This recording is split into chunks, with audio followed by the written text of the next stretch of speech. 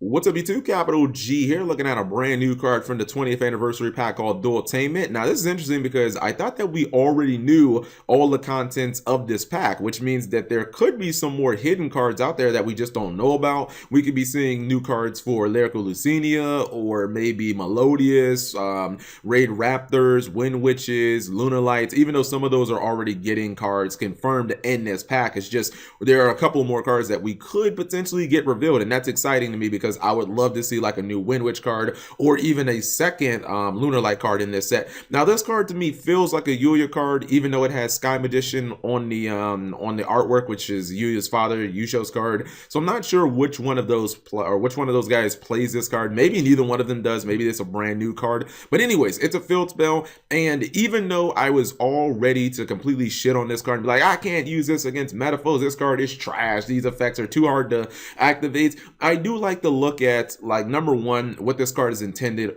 for. And I don't think this is a card that's intended for competitive play, so I am definitely going to like temper my expectations. And in addition to that, I like to look at the ceilings of cards, guys. Like, I like to look at how good can a card be at its best. And honestly, at its best, this card has an unrivaled effect. Like, this card can potentially let you draw 10 cards, which is unheard of. Even if you think of the best draws ever, things like Sixth Sense or Morphing Jar, cards that let you draw basically entire new hands, like this basically doubles that. So this is actually some insane potential draw power. Now, do I think you'll ever be able to draw 10 cards? Like, practically? No. If you draw 10 cards off of this, then you definitely jump through some fucking hoops, and you definitely deserve to win the duel. In fact, if you don't win that duel, it's a damn shame.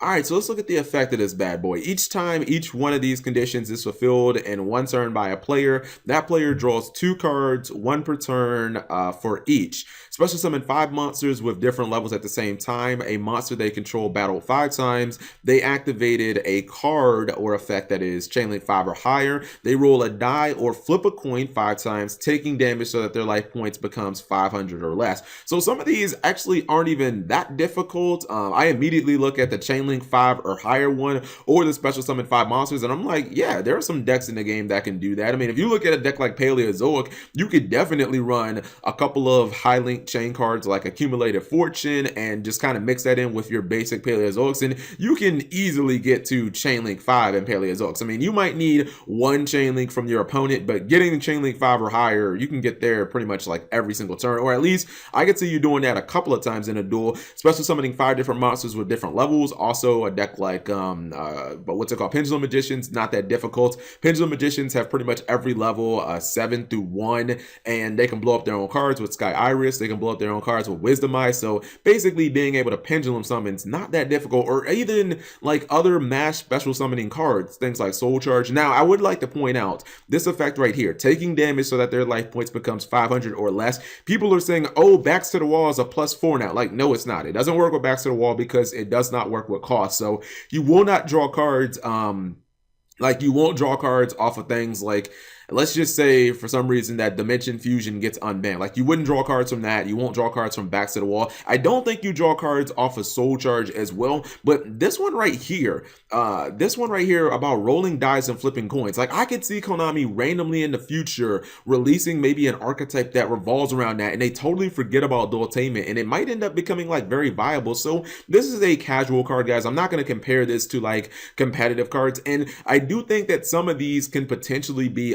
very viable. Like, some of these effects are going to be a lot easier in the future, because I kind of feel like they're going to forget that this card exists, and they're going to end up making some new archetypes, because some of these are things that they just haven't explored, like attacking 5 times. Like, the only thing that really does that is pretty much like, I guess, Lyrical Lucinias. They have a monster that can easily do that. But I don't know, man. Maybe in the future, Konami is going to release an archetype that does something like that, and they'll forget about this card, and this will become more viable. But again, not going to compare it to competitive standards. Now, I do like the fact that it has a really high ceiling, but again, this card does not work with cost, so don't think that you can use it with like Backs to the Wall to go like +50 or anything like that. Let me know what you guys thought of this card. I think it's actually not that bad. Like, it's not as shitty as I originally thought about it, because I feel like this is going to be a super obscure card that just gets better in the future, but it'll never be like super competitive or anything like that. Let me know what you guys think in the comment section below. Thank you guys for watching. As always, subscribe if you have not already.